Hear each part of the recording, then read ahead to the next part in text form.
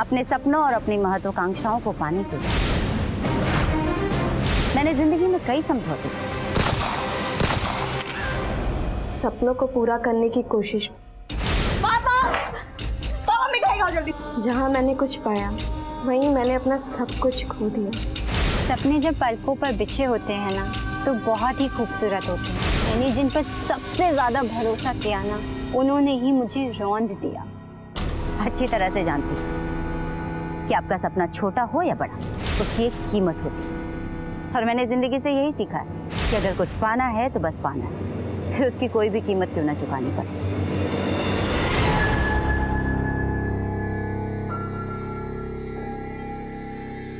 मेरी प्रीतु बहुत अच्छी चाय बनाती है। बेटा प्रीतु, चाय तो ले आना। आई मम्मी।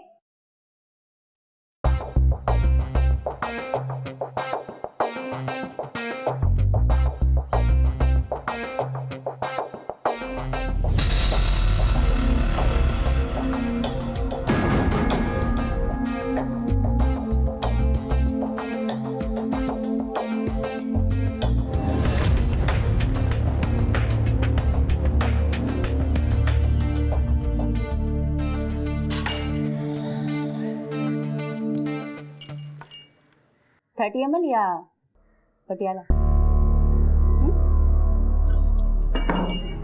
क्या है मम्मी? मैंने तुझे चाय लाने को बोला था ना। ये क्या तमाशा कर रही है? ये क्या चल रहा है? क्या हमें बेइज्जत कराने के लिए बुलाया था यहाँ पे? बेइज्जत? बेइज्जती उनकी होती जिनकी कोई इज्जत हो। बेइज्जती तो मेरी हुई है, फटीचर कहीं के। चले आओ मुंह उठा के मुझे देखने के लिए। मेरी शादी किसी रईस बड़े आदमी से होगी। चलो निकलो यहाँ से, निकलो। चलो यहाँ से। वैसे भी बेइज्जत होने के लिए आए क्या? चलो।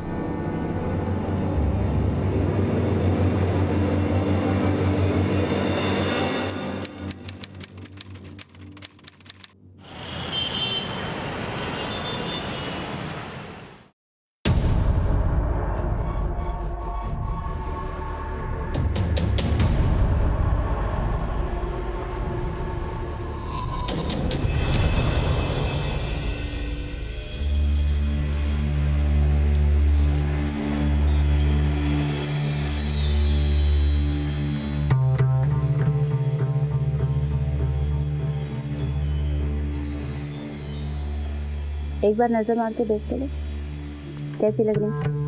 तो हमेशा की तरह बम लाग रही है।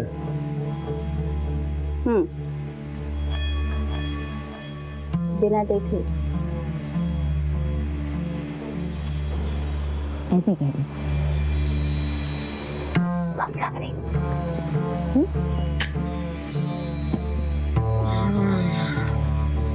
क्या बात है, आज बड़ा मूड में लाग रही है।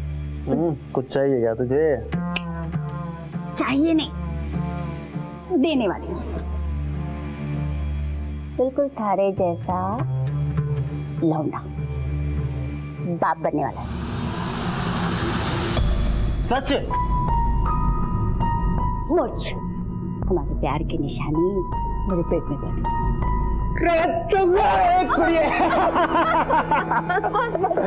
अरे खुश कर दिया। अब देखना और सबको पार्टी दूंगा। पहले तो गैंग वालों को लड्डू खिलाऊंगा।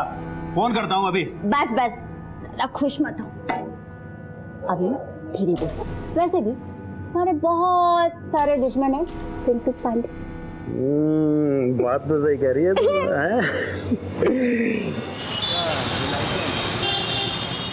दिन ब दिन जवान होती जा रही है। माफ करना भाई साहब, मैंने देखा नहीं, वो बहुत जरूरी काम था ना इसलिए चला आया। हमेशा भाई के हालचाल पूछने आते हो, कभी भाभी के भी पूछ लिया करो। ऐसा कुछ ना भाभी, बस थोड़ा काम में लगा रहता हूँ। काम बोल। भाई साहब वो गोकुल शास्त्री के गैंग वाले सुलह करना चाहते हैं। ताड़ों के बाप को क्या मारा कि 2 दिन में औकात पता चल गई उनको? जी भाई साहब। औकात तो पता चलनी ही थी, उनके बच्चों को नया बाप जो चाहिए था, और तुमसे अच्छा बाप कहाँ से मिले? मेरे साथ रह के ना तो बड़ी समझदार होगी। चल भाई साइड नो।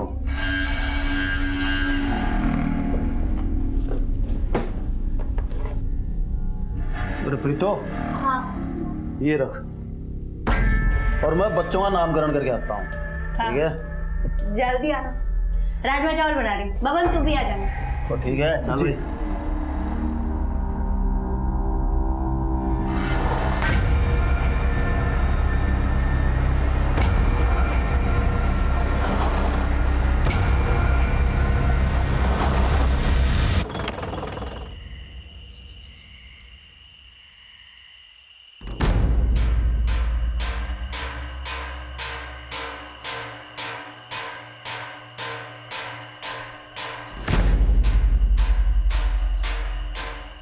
अरे भाई, यहाँ तो कोई नजर ही नहीं आ रहा। हाँ भाई साहब। कहाँ है तेरे गोकुल शास्त्री के आदमी? कौन लगा था वो?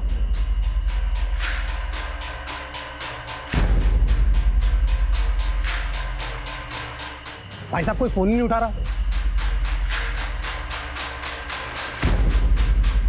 भाई कुछ गड़बड़ लग रही है मुझे। चल भाग भाग भाग यहाँ से, भाग।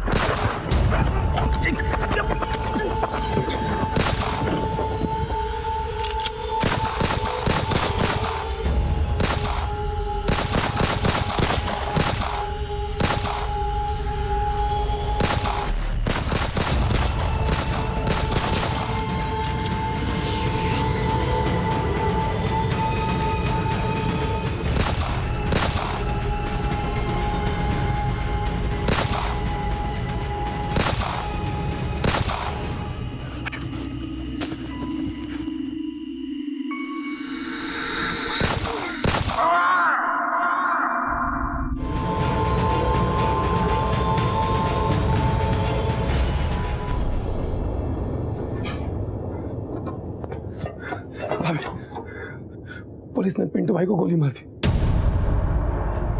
मैं बहुत मुश्किल से अपनी जान बचा के निकला हूं। किसी कमीने ने मुखबरी कर दी साहब। भाभी अभी हमें यहाँ से निकलना पड़ेगा। गोकुल के गैंग वाले हमें हर जगह ढूंढ रहे हैं और पुलिस भी कभी भी यहाँ पहुंचती होगी।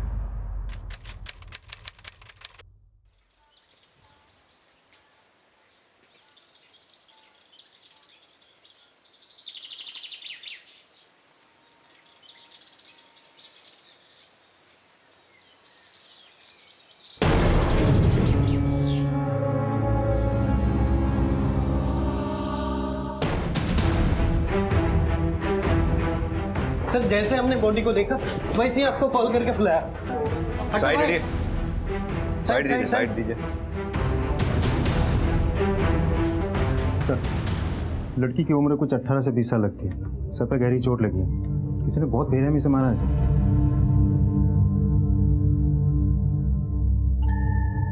मुझे एरिया सील करवा पड़ेगा। सर ये लड़की यहीं रहती थी? जी सर, शर्मा जी की बेटी नंदनी है, फ्लैट नंबर 204 में रहती है। अच्छा, तुमने जब डेड बॉडी को लिफ्ट में देखा तो लिफ्ट में कोई और भी था या किसी को आते जाते देखा हो? नहीं सर।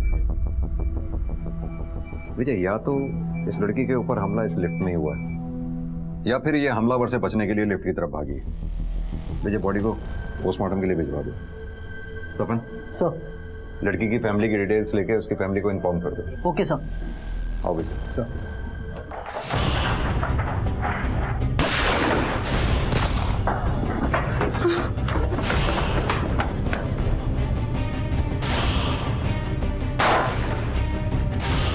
तो भाभी चलो यहाँ से निकलना पड़ेगा।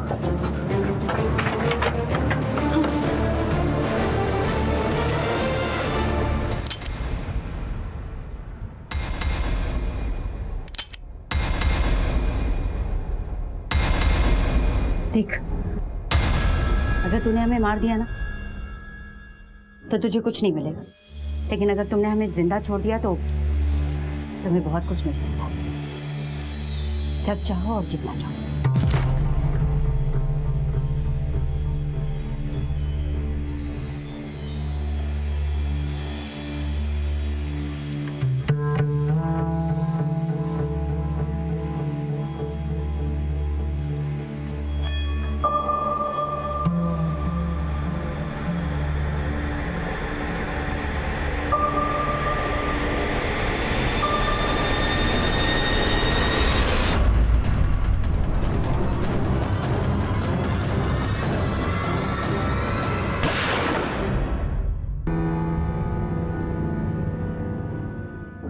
वो ऐसे क्यों बोल रहे? जान है तो जान।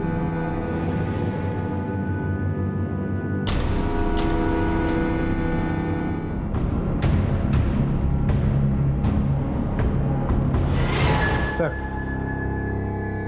टेबल पे खाने की प्लेट एक है और खाना भी उसने आधा खाया है। आई थिंक वो जो खाना खा रही थी हमला तभी हुआ होगा। सफर, इस लड़की की फैमिली से कांटेक्ट करने की कोशिश करते रहो।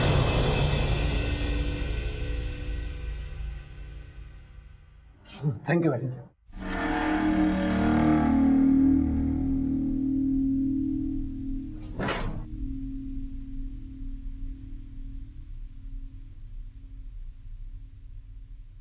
अभी अरे अभी बैठो यहाँ पे। भाभी, आपको घबराने की कोई जरूरत नहीं। जब तक मैं आपके साथ हूँ आपका कोई कुछ नहीं बिगाड़ पाएगा और मैं आपके साथ हमेशा रहूंगा। आप चिंता करना छोड़ दीजिए। सर, उनकी फैमिली में कोई शादी थी, इसलिए शर्मा जी और उनकी मिसेस 2 दिन पहले ही रोहतक निकल गए थे। आप कब से जानते हैं इनको? नंदनी जब 3 साल की थी तब शर्मा जी यहाँ पे शिफ्ट हुए थे। ये नंदिनी के पापा काम क्या करते हैं? वो अकाउंटेंट है बिजली विभाग में। आप लोगों में से किसी ने नंदिनी के घर किसी को आते जाते देखा हो? नहीं सर। या नंदिनी की किसी से बात हुई हो? नहीं सर। सर, कल रात लगभग 10 बजे नन्नी मेरे घर आई थी।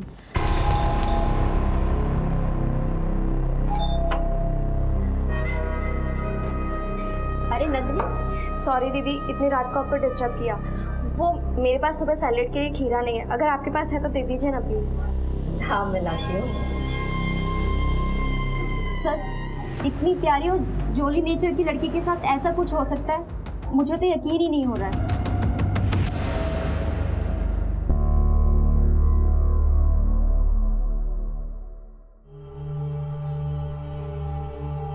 तुम्हें बहुत भूख लगी ना? ये लो।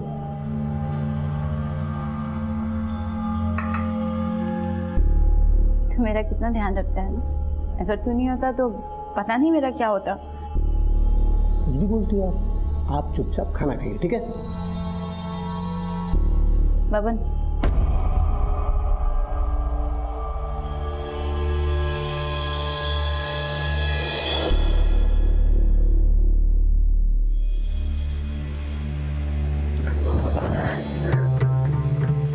अब मैं तेरी भाभी नहीं और मैं अच्छे से जानती हूँ तो हमेशा से मुझे पसंद करता।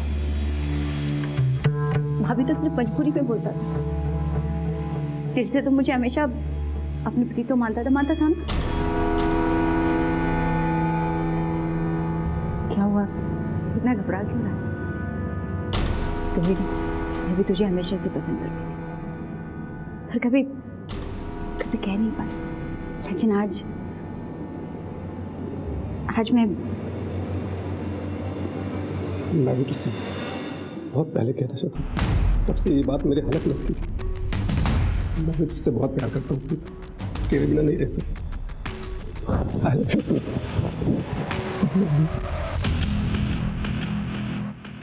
सर, नंदिनी के घर के फुटेज ये देखिए सर। ये फुटेज मैंने एक बार नहीं बल्कि कई बार बहुत ध्यान से चेक किया। रात भर नंदिनी के घर पे ना कोई आया ना गया। ऐसा कैसे हो सकता है विजय? कहीं ऐसा तो नहीं जिसे हम सीसीटीवी फुटेज में ढूंढ रहे हैं वो घर में किसी और रास्ते से अंदर घुसा हो, जैसे पाइप से चढ़ के या खिड़की के जरिए? नहीं सर, पॉसिबल ही नहीं। मैंने बहुत अच्छे से चेक किया था। हर खिड़की के बाहर ग्रिल लगी हुई है। अगर कोई पाइप चढ़ के ऊपर आ भी जाता तो ग्रिल लगे हैं, इसकी वजह से वो अंदर नहीं जा पाता। अंदर जाने के लिए एक ही दरवाजा है, वो है मेन डोर। अब सवाल ये उठता है कि वो जो कोई भी था घर में घुसा कैसे? सर, नंदिनी के माँ पापा गए। आप लोगों की किसी से कोई दुश्मनी या झगड़ा या नंदिनी का? सीधे साधे लोग हैं हम सर। हम किसी से क्या बैर लेंगे और किसी को हमसे क्या दुश्मनी रखी? देखिए, ऐसा भी तो हो सकता है कि नंदिनी जहाँ काम करती थी वहाँ किसी के साथ कोई झगड़ा हुआ हो। नहीं सर, ऐसा कुछ नहीं था। अभी 6 महीने पहले ही उसकी नौकरी लगी थी। पापा, पापा मिठाई खाओ। क्या होता है? अरे खाओ तो। मम्मा आप भी खाओ। आज से हमारी सारी प्रॉब्लम दूर हो जाएगी क्योंकि मुझे नौकरी मिल गई है। क्या बात और वो भी पता है 2-4 हजार रुपए की नहीं, पूरे 50,000 रुपए की। आपकी बेटी काम कहाँ करती थी? आप लोग जा सकते हैं।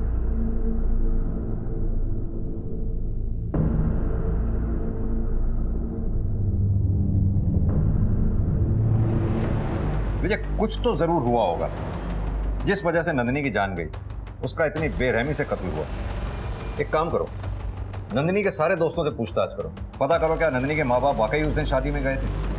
सर आपको लगता है इसमें नंदिनी के माँ बाप का हाथ हो सकता है? फिलहाल तो कुछ भी नहीं कहा जा सकता, लेकिन हमें हर एंगल चेक करना होगा, कुछ भी छूटना नहीं चाहिए। सर, पुलिस ने नंदिनी की मौत से जुड़े हर पहलू को जांचना शुरू किया, लेकिन उनको कोई ठोस दलील नहीं मिल रही थी। अब तक की मिली जानकारी से इतना तो साफ था कि नंदिनी की जिंदगी में कुछ तो रहस्यमय चल रहा था। पुलिस हर सबूत और बयान का बारीकी से मुआयना कर रही थी। सर, हमने नंदिनी के दोस्तों से, फैमिली से, आस पड़ोस वालों से पूछताछ की, लेकिन हमें ऐसा कुछ भी नहीं मिला जिससे हम किसी पे शक कर सकें। उसका किसी के साथ कोई अफेयर भी नहीं था। सर, जब से उसने वजन कम किया था उसको मेकअप का और कपड़ों का नया शौक चढ़ा था। बाकी सब कुछ पहले जैसे ही चल रहा था। और मैंने उसके माँ बाप के बारे में पता किया, वो लोग शादी में वाकई रोहतक गए। विजय, ये नंदिनी जहाँ काम करती थी वहाँ इंक्वायरी करो, शायद वहाँ से कोई इन्फॉर्मेशन मिले। सर, नंदिनी शर्मा की पोस्टमार्टम रिपोर्ट आ गई।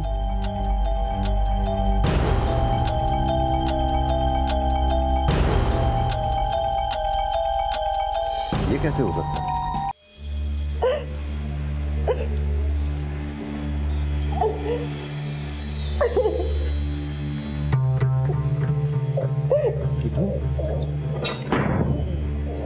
क्या हुआ तुझे? क्यों रो रही है? बोलना तो क्या हुआ? बोल जी, क्या हुआ? क्यों रो रही है?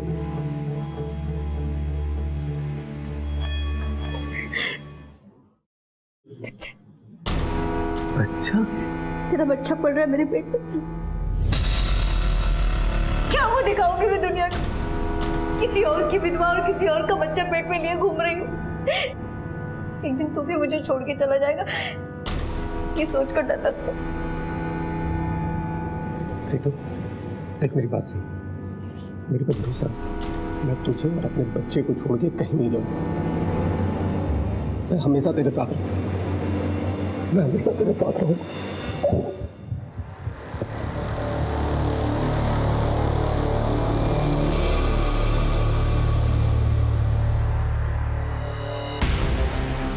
हमारे प्यार के निशान, हमारे प्यार की निशानी मेरे पेट में पड़ गई। तो मेरी प्रीतो। क्या डॉक्टर, कोई ऐसा क्यों करेगा? और नंदिनी ऐसा क्यों करेगी? अपने आप को ऐसे घाव कोई क्यों देगा जिससे उसकी मौत हो जाए? ये देखिए सर, नंदिनी के सर पे जो चोट है और दीवार पर जो खून के धब्बों के निशान हमें मिले हैं, वो दोनों आपस में मैच करते हैं। सर, बात यह है कि जो इंजरीज हैं वो मेनली फोरहेड पे हैं, जो तभी होता है जब इंसान अपना सर खुद दीवार पर मारता है। और अगर कोई अटैकर होता तो इंजरीज स्कल पर भी होते। यानी कि नंदिनी ने अपना सिर खुद दीवार से पटका। हमारी इंक्वायरी में जहाँ तक हमें पता चला है, नंदिनी ऐसी लड़की नहीं थी कि वो आत्महत्या कर ले, और ना ही उसे कोई दिमागी बीमारी थी। बिल्कुल कर सकता है सर, इन मेडिकल की वजह से। जिस मात्रा में ये नंदिनी के शरीर में पाई गई हैं, उस हालत में इंसान कुछ भी कर सकता है। सर, नंदिनी के माँ बाप ने हमें नंदिनी का जो विजिटिंग कार्ड दिया था वो तो फेक है। उस नाम की कोई कंपनी है ही नहीं, और उस एड्रेस पे जो बिल्डिंग का नाम लिखा था वो तो खंडर बन चुकी है। और नंदिनी ऐसा कर क्यों रही थी? अपने माँ बाप से झूठ क्यों बोल रही थी? उसका तो कोई अफेयर भी नहीं था जिसे छुपाने के लिए वो ऐसा करे। क्या नंदिनी दोहरी जिंदगी जी रही थी? विजय, काम करो, इस नंदिनी की सारी इंफॉर्मेशन निकालो। कहाँ जाती थी, किससे मिलती थी, अकाउंट डिटेल्स वगैरह वगैरह। मुझे लगता है कहीं कुछ ऐसा है जो अभी तक हमारे सामने नहीं आया। नंदिनी को कोई नशे की लत नहीं थी सर, आप उसे बदनाम कर रहे हो। देखिए, हम उसे बदनाम नहीं कर रहे। ये नंदिनी की पोस्टमार्टम रिपोर्ट है, जिससे साफ साफ जाहिर होता है कि नंदिनी के शरीर में भारी मात्रा में ड्रग्स मिले।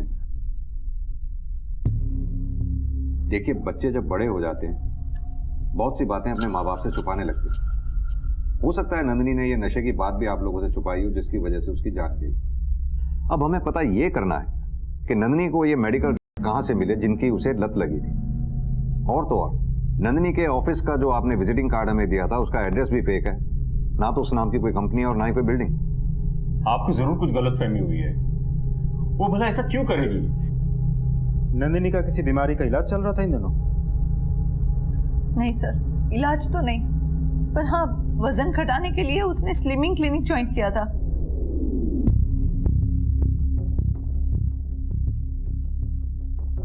बारह किलो वजन कम होने के बाद 6 महीने पहले ही उसने वो छोड़ दिया। उसके बाद उसे नई नौकरी मिली थी। नाम क्या है उस क्लिनिक का? Insta chef weight loss clinic.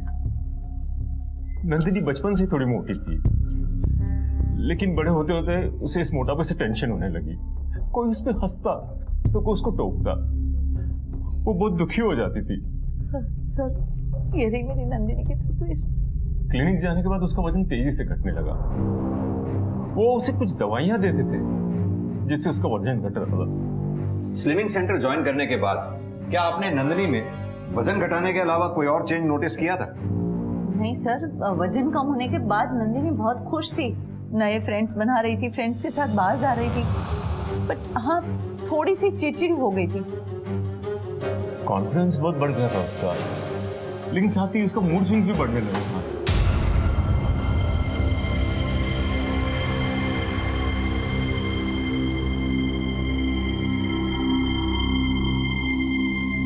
Nandini, क्या बात है बेटा? चुपचाप बैठो अकेले यहाँ। कोई परेशानी हो तो अपने पापा को बताओ। नंदिनी, मेरे चुप बैठने का मतलब ये बिल्कुल नहीं है कि मैं परेशान हूँ। अरे 2 मिनट शांति से बैठने दो ना मुझे कोई।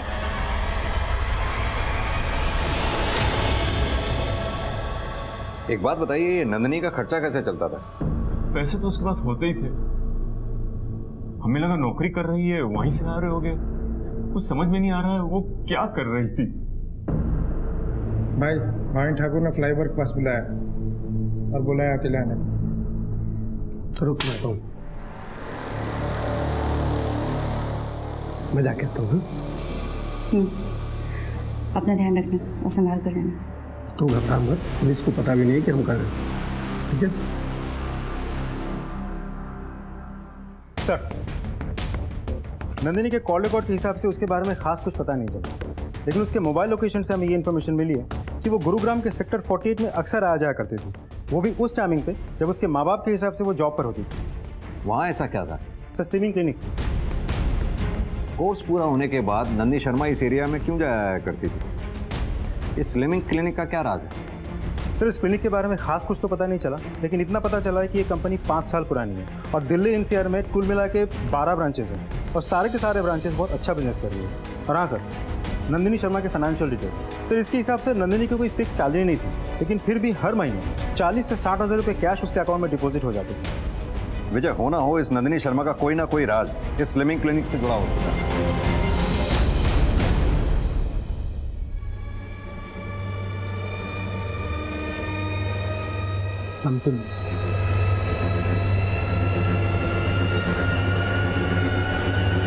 यस सर, अभी आपको किससे मिलना है? यहाँ का मैनेजर कौन है? उनसे मिलना है। Okay, 1 second.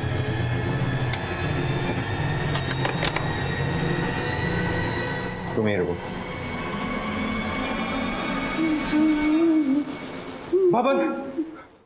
बबन मारा गया। पुलिस ने हमें फंसाया था वहां पे। पुलिस यहाँ कभी भी आ सकती है, हमें तुरंत यहाँ से निकलना होगा।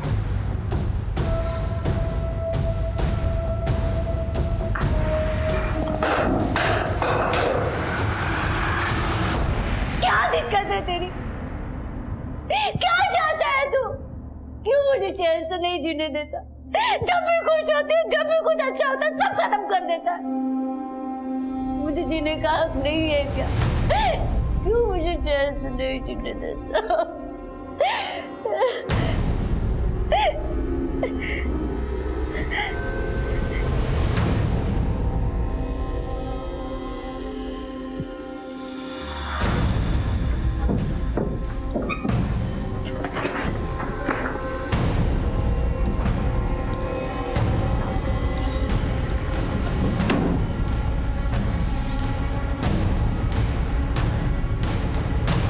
अभी आप कहाँ जाओगे?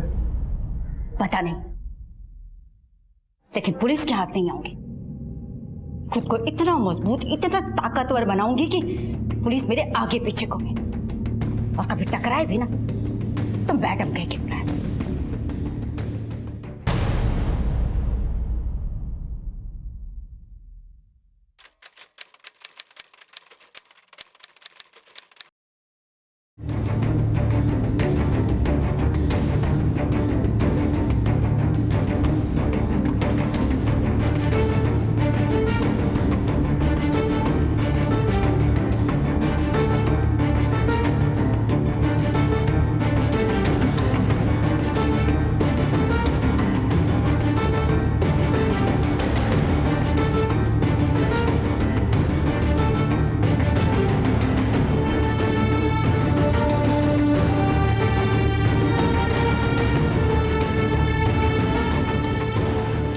बुजुर्गों के लिए घर दान करके मैं उन पर कोई एहसान नहीं करता,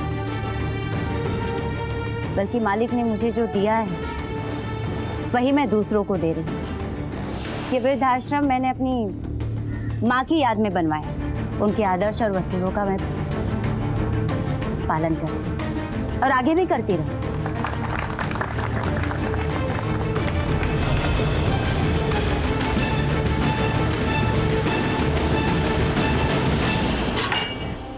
अमन या पटियाला, हमारे प्यार की निशानी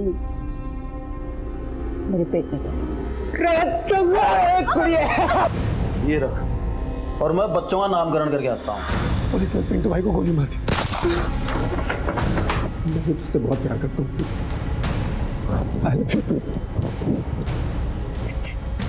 तेरा बच्चा पड़ रहा है मेरे पेट में।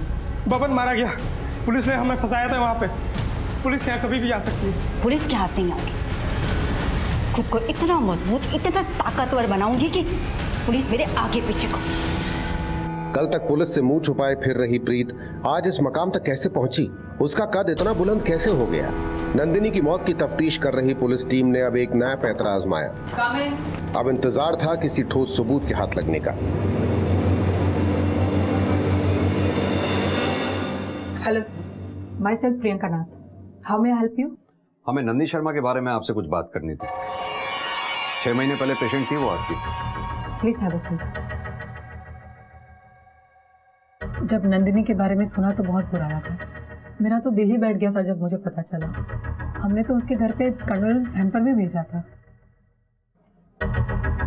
एक बात बताइए, वजन घटाने के लिए आप अपने पेशेंट्स को लाइसेंस पिल्स देते हैं? पिल्स?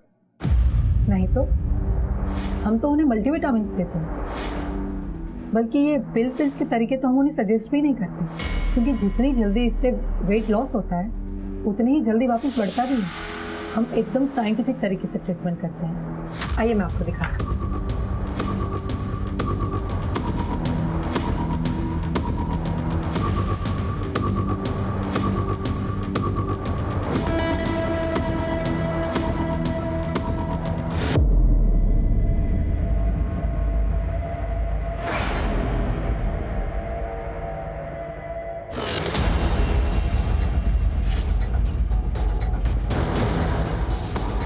प्रियंका जी, आप हमें टेस्ट के लिए स्लिमिंग टैबलेट का एक सैंपल दे सकती थी? या श्योर, मैं अभी अरेंज कराती हूँ।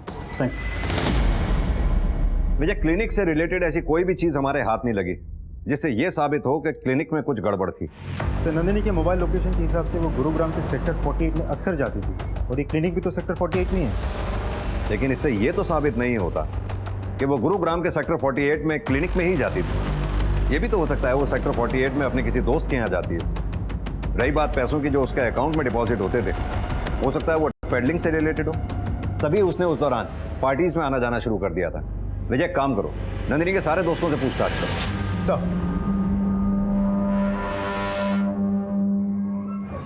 हो जाएगा सर जी, हो जाएगा, बिल्कुल हो जाएगा। आप बोलिए तब। चलो खाना खा लो बच्चा। नहीं, थोड़ा मोबाइल खाना खा लो। नहीं जाऊंगा। दिव्या, क्या बदतमीजी है ये? हाँ, दोबारा किसी लड़की आंटी से ऐसे बात की ना तो खाल खींच लूंगी। सॉरी बोलो आंटी को। सॉरी। जाओ खाना खाने, जाओ।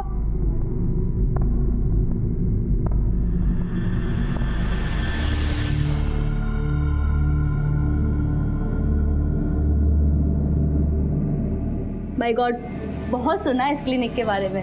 मेरा वजन भी कम हो जाएगा ना। पता है लोग मुझे फैटी, मोटी, पता नहीं क्या क्या बोल के चढ़ाते हैं। अगर ऐसे ही चलता रहा तो कैसे मेरी शादी होगी? कैसे नहीं होगी तुम्हारी शादी? बिल्कुल होगी। और ये शादी क्या चीज़ है? एक बार हमारे साथ जुड़ने के बाद तुम्हारी भी जिंदगी बदल जाएगी, बाकी लड़कियों की तरह। सच? बिल्कुल।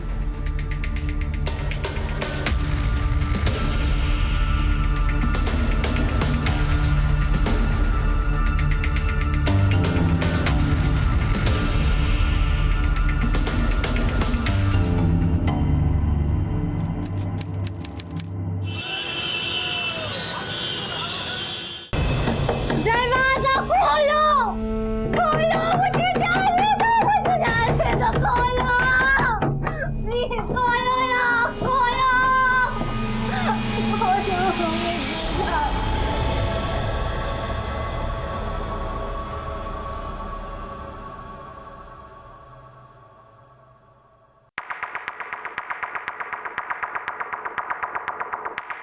कुछ मिला? नहीं सर, अभी तक तो सब कुछ नॉर्मल लग रहा है, पर एक बात है जो मुझे थोड़ी सी अजीब लगी। वो प्रियंका किसी लड़की से दवाइयाँ खाने की बात कर रही थी और किसी छोटी पंजाबन से मैडम मैडम बोल के पुलिस के आने की बात भी कर रही थी। मैंने पुलिस को समझाकर वापस भेज दिया है। मैडम, छोटी पंजाबन हमारे लिए सिर्फ एक नाम नहीं है, हमारे लिए आइडल है और हम आपके नाम पर कोई आंच नहीं आने देंगे। जी। ओह, आई एम सॉरी। सब ठीक? ठीक, तुम उस पर नजर बना रखो। जी सर। सर,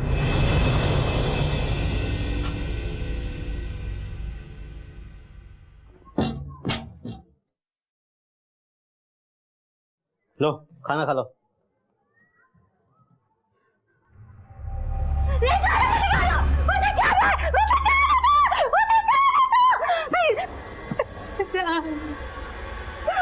जाने दो ना, प्लीज बाहर जाने दो, जाना है मुझे।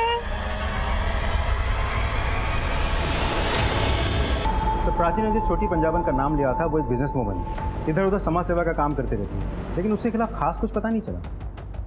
विजय, भूतों का भी पास्ट होता है, ये तो फिर भी एक इंसान है। इस छोटी पंजाबन का कोई तो बैकग्राउंड होगा। सर, इस छोटी पंजाबन के बारे में सिर्फ इतना पता चला कि कुछ साल पहले रोहतक पुलिस इसे ढूंढ रही थी। कुछ पेंडिंग केसेस थे इसके खिलाफ, लेकिन कभी ढूंढ नहीं पाए। सर, ये भी पता चला है कि ये case inspector Alok Sharma investigate कर रहे थे, लेकिन ये माना जाता है कि दबाव की वजह से ये केस वो सॉल्व नहीं कर पाए। ये इंस्पेक्टर आलोक शर्मा से कॉन्टैक्ट करो। सर। क्या छोटी गैंगस्टर थी? हाँ, शुरू से ही सस्पेक्ट थी, लेकिन उसके खिलाफ कभी कोई सबूत नहीं मिला और जब तक ये केस आगे बढ़ता वो कहीं अंडरग्राउंड थे। उसे काफी टाइम के बाद मैंने एक बार न्यूज़पेपर में उसकी फोटो देखी, अच्छा खासा नाम बड़ा करके वो सामने आई। मैंने उस वक्त भी उसकी फाइल रीओपन करने की कोशिश की, लेकिन कोई फायदा नहीं। बड़ा कद हो गया उसका, ऊपर के लोगों की पहचान है उसकी। तब तो इस छोटी पे हाथ डालना और भी मुश्किल होगा। उसके खिलाफ कहीं कुछ सबूत नहीं। जहां तक मैं समझता हूं कि अगर वो स्लिमिंग क्लिनिक में इन्वॉल्व है तो कुछ न कुछ गोरख धंधा जरूर चलता है, लेकिन फिर भी उस तक पहुंचने के लिए हमें सबूत तो चाहिए। अगर छोटी ने अपना नाम और पहचान इलीगल तरीके से बदली है तो ये भी एक क्राइम है, और ये बात अगर हम साबित कर पाए तो उस तक पहुंचा जा सकता है। एक इंसान है जो हमारी मदद कर सकता है, आप उसे लेके जाइए, सब सच सामने आ जाएगा।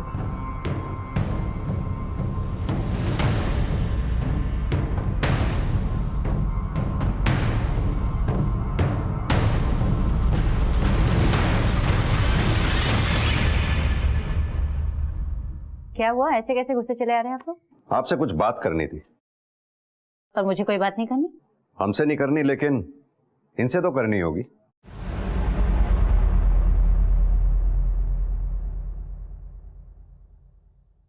ये क्या तमाशा कर रही है? मेरी शादी किसी रईस बड़े आदमी से होगी।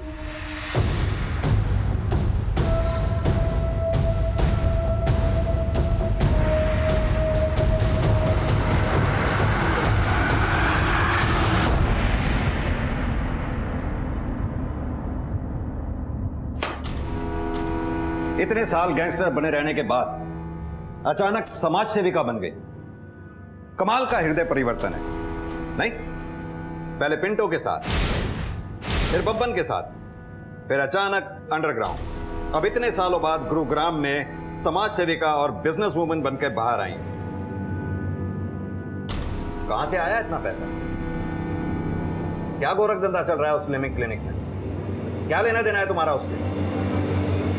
अगर मैं गैंगस्टर तो आप पुलिस वाले, आप लोग क्या है? क्लिनिक से जुड़ी एक लड़की ने अपनी जान ले ली है। उसके शरीर से हमें हेवी मात्रा में ड्रग्स मिले हैं। कुछ रोशनी डाल सकती है आप? क्लिनिक में 50 लड़कियां आती हैं सर, वो बाहर जाकर क्या गुल खिलाती है उससे मेरा क्या लेना देना? और रही बात आपके सवालों तो उसके जवाब देना ना तो मैं जरूरी समझती हूँ और ना ही वो मेरी मजबूरी है। लेकिन हमारे लिए जरूरी है, क्योंकि ये बात तुम बहुत अच्छी तरह से जानती हो कि हम अगर अपने पे आ गए तो सच उगलवा ही लेते हैं।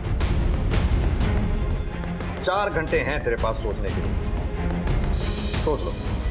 मर्जी से बोलोगी या आओ भगत करा के?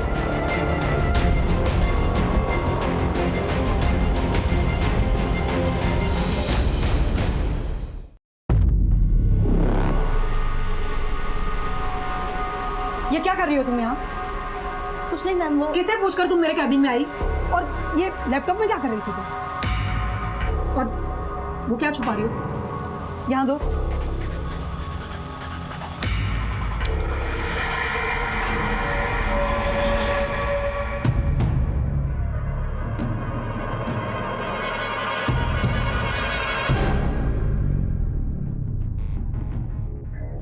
कि पुलिस वाले ना तो उस समय मेरा कुछ बिगाड़ पाए थे ना अब बिगाड़ पाएंगे।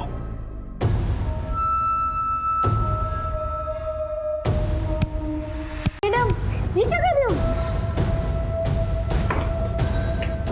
लेकिन सर,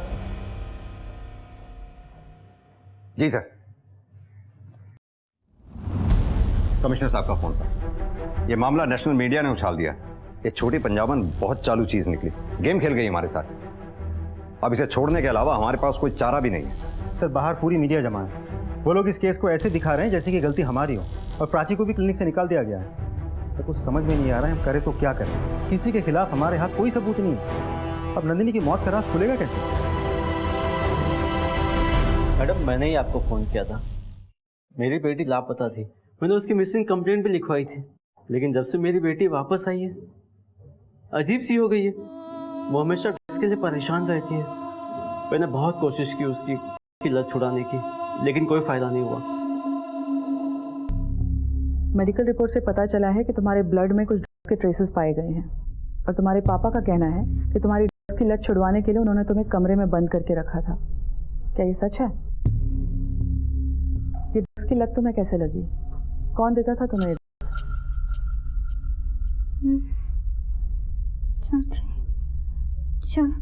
छोटी पंजाबन। छोटी पंजाबन, ये नाम कुछ सुना सुना लग रहा है। हाँ, याद आया। हाल ही में मीडिया में उसके बारे में सुना था। गुरुग्राम केस में उसका नाम सामने आया था। तुरंत गुरुग्राम पुलिस को इन्फॉर्म करो। ठीक है, बताना मुझे। सर, लखनऊ पुलिस को एक लड़की मिली है जिसका कनेक्शन छोटी पंजाबन से है।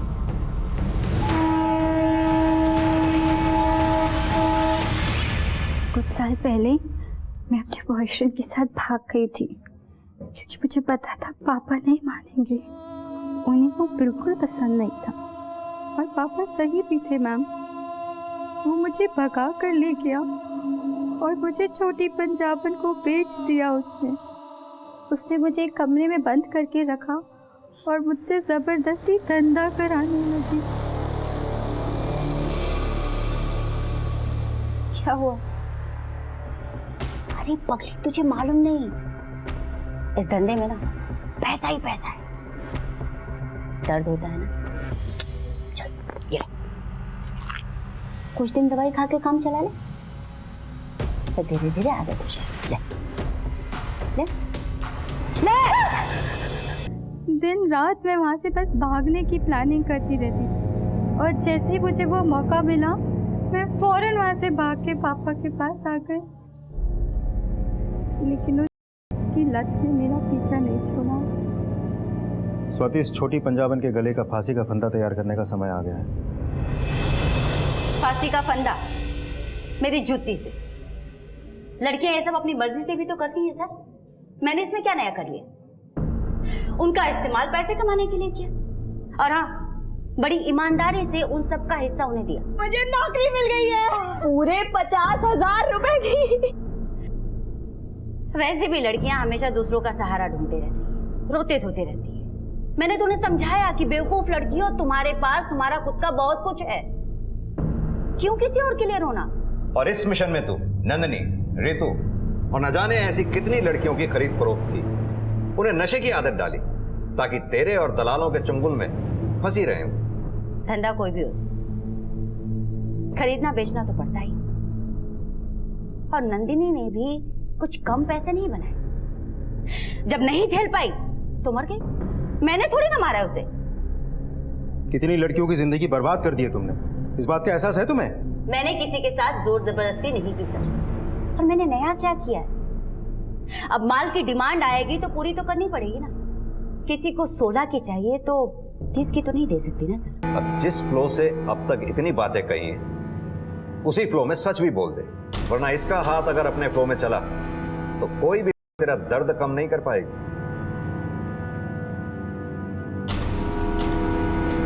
पिंटू की डायरी से मुझे बहुत से बड़े बड़े नेताओं और बिजनेसमैन के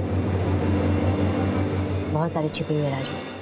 मैंने उन्हें धमकाकर अपने लिए एक नया नाम और पैसा इकट्ठा किया। जगह जगह पर मेरी क्लिनिक चलती है सर। बहुत सी लड़कियां आती जाती हैं, उनमें से मुझे जो पसंद आती थी लगता था कि अच्छी है, अच्छे पैसे मिलेंगे। उन्हें लालच देकर मैं अपने धंधे में ले लेती थी। और यकीन मानिए सर, उसके लिए मुझे बहुत ज्यादा मेहनत नहीं करनी पड़ती थी। बहुत सी तो ऐसे ही रोते धोते आ जाती थी खुद ही। अच्छा हुआ तूने खुद सच बोल दिया। अब तेरे उन्हीं आकाओं को तेरे साथ यहीं सलाखों के पीछे बंद करेंगे।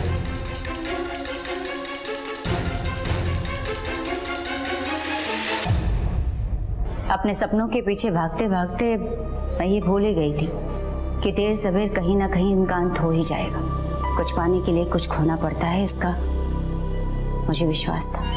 लेकिन आज ये एहसास हुआ कि कुछ पाने के लिए मैंने अपना सब कुछ खो दिया।